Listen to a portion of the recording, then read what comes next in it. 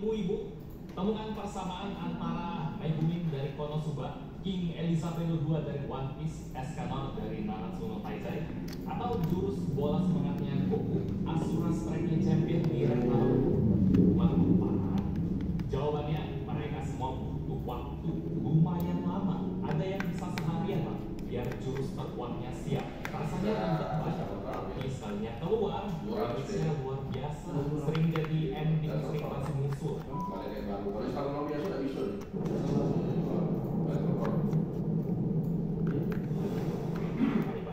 Nah, Xiaomi 13T juga gitu. Sepanjang tahun 2023 ini Xiaomi berasa loyo ya. HP-HP keluaran barunya nggak nendang, nggak ada yang berkesan, lewat gitu aja. Mereka berasa di tahun all transient loading yang selalu keluarin HP gila. Realme juga masih getol keluarin HP yang punya fitur lucu yang beda. Atau nggak usah jauh-jauh deh, Xiaomi juga kalah beken sama saudaranya Poco yang tetap konsisten keluarin HP bagus kayak Poco F5, seri X5, seri M. Xiaomi ngapain? Saking kepikirannya, saya sampai keluarin keluh kesah saya di satu video. Dan ternyata mereka lagi siapin Xiaomi 13T yang kualitasnya luar biasa bagus buat ngeratain saingannya. Mungkin dikumpulin dulu ya buat dikelarin semua. Cukup satu HP ini aja udah bisa ngasih ending buat cerita pasar HP mid-range di 2023. Semua sektor di satu bersih. Bahkan buat Anda yang nggak suka Xiaomi pun, kita harus respect sama jaminan mereka buat ngasih garansi 2 tahun. Brand lain cuma 1 tahun. Mereka juga tak kerasikan mata sampai mulut tingginya bisa ngomong kalau Xiaomi 13T ini bakal dapetin update OS sampai 4 tahun dan security patch 5 tahun.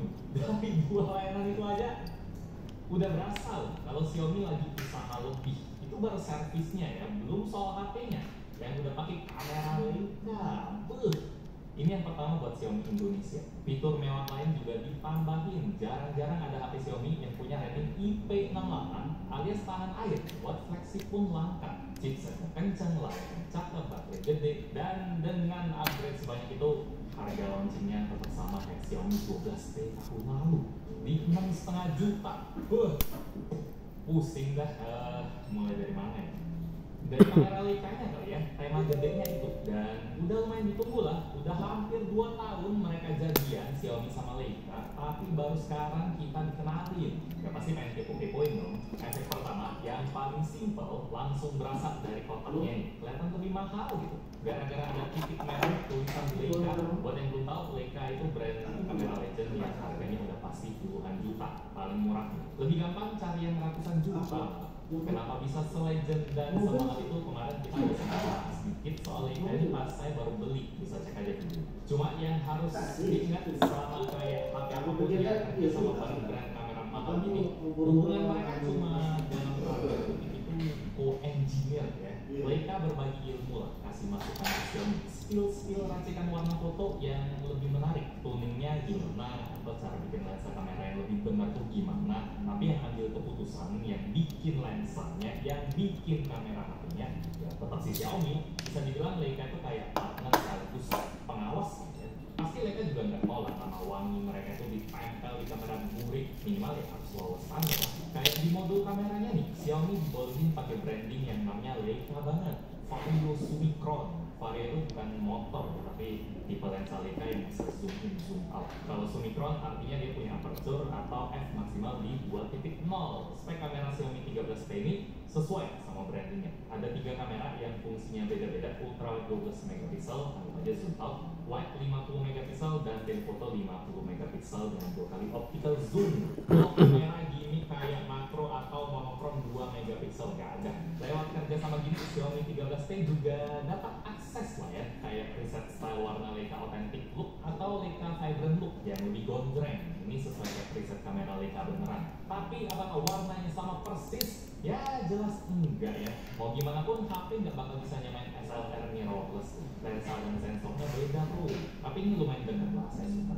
Kata orang foto dari kamera Leica itu ada nuansanya sendiri. Dan di Xiaomi ini pun lumayan berasa. Kalau pengen main lebih jauh lagi, di mode portraitnya juga ada 3 preset. Yang pertama 35mm yang Xiaomi bilang tuh mode documentary. Terus ada 50mm yang swirly bokeh dan 90mm soft lens. Bokehnya emang lumayan beda sih, blurnya tuh unik, tapi tekstur kulit orangnya jadi halus banget ya. Apalagi yang soft lens ya, berasa lagi mimpi atau mengenang masa lalu.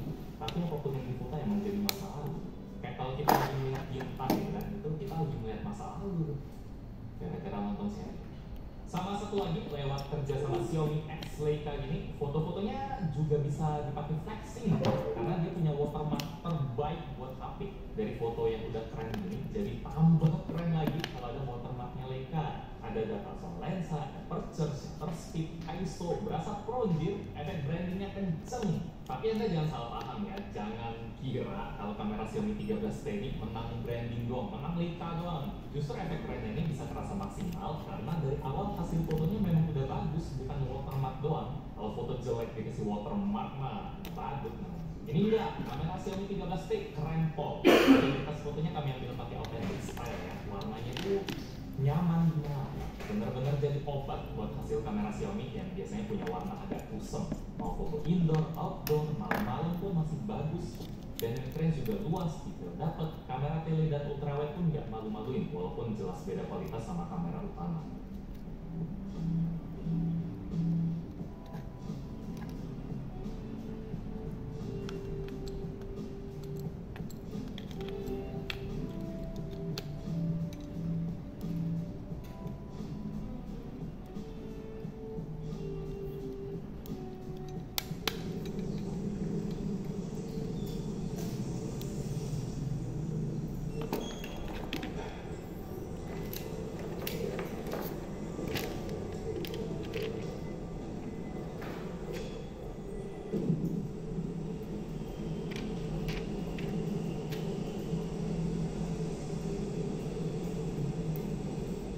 Xiaomi 13T ini lebih ke videonya ya. Tadi kalau diperhatiin ada sedikit jitter-jitter atau kayak getaran-getaran mini gitu di videonya. Walaupun dia 4K 30 tapi agak kurang enak dilihat sih, walaupun tajam. Sama kalau di kamera depan dia bisanya di 1080p 30 fps aja, belum bisa 4K. Jadi kalau dibanding sama saingannya kayak Samsung ya bagusan itu kalau video. HP mid-range Xiaomi, garansi lama, update panjang, kamera bagus. Mimpi apa sih? Kalau ditanya soal spek ya nggak dikurangin kok, walaupun kameranya udah kenceng tenang aja. Kalau Xiaomi 12T kemarin pakai Dimensity 8100 Ultra, kali ini Xiaomi 13T naik ke 8200 Ultra. RAM-nya 12GB LPDDR5 dan memorinya 256GB UFS 3.1 mantul. Skor Antutu 9-nya kena di 800 ribuan ya. Emang nggak segila Poco F5 yang tembus 1 juta lebih, tapi 800 ribu bro, ini bukan skor yang kecil. Apalagi kalau kita lihat performa gamingnya yang juga kesetanan, kayak MLBB 120 fps rata, cuma ada lubang kecil-kecil aja. Buat PUBG M main di setting frame rate tinggi smooth 90 fps juga hampir rata. Rata-rata FPS-nya dapat di 89, sementara buat Genshin Impact setting highest di setting high performance rata-rata juga dapat hampir 60 FPS. Cuma ada sedikit startup sama papan sepersekian detik aja, luar biasa. Oh ya, saya mainnya di ruangan AC ya, sekitar 23 sampai 24 derajat lah. Varian yang saya pakai buat main itu tipe biru lighter gini. Saya harus kasih catatan soalnya kalau saya lihat hasil jagat review sama youtuber cupu, mereka ada sedikit drop kalau udah main agak lama. Bisa diperhatiin dari hasil grafik mereka. Software kami sama sih, pakainya PassDoc dari Bitres. Saya udah sering ceritain masalah ini, tapi masih ada beberapa orang yang nanya. Ya intinya PassDoc ini bisa ngumpulin data dari aplikasi yang kita jalanin, nggak cuma game doang ya, aplikasi lain juga bisa. Terus disusun jadi satu laporan penuh grafik yang kita pilih. Ngebantu proses review banget sih, dan bakal berfaedah juga buat yang senang analisa performa aplikasi atau kalau yang coba ini udah saya taruh di blog. Jadi dari data kami, performa Xiaomi 13 ini udah jempolan ya soal suhu wajah ya. Udah mulai anak kalau kita habis setelah setengah jam suhunya kena di 43, 44 derajat. Ini mirip kayak Samsung A54 atau Zenfone 10 sih. Jatuhnya tetap aman, tapi kalau kita emang sering main game berat atau pengen tangan lebih adem, pakai cooler aja sih, hati lebih tenang. Dan sekali lagi, varian yang kami pakai buat review ini namanya Alpine Blue ya, biru yang pakai bahan vegan leather ala kulit-kulitan. Ada varian lain warna hitam atau hijau, itu bahannya dari kaca, mungkin beda bahan, beda suhu juga. Kalau bagian lain ya sama sih, tombol volume, power di kanan, depan, mikrofon infrared, speaker di atas, di kiri polosan, dan di bawah ada speaker lagi yang suaranya bagus, berasa lumayan rendah. Terus ada port USB-C, mikrofon, dan slot dual SIM. Kalau mau pakai eSIM pun bisa, tapi slot SIM 2-nya jadi nggak bisa dipakai. Sementara buat layar, bezelnya udah dibikin simetris, atas bawah, kanan kiri, setiap layar pun jos. Ukuran 6,6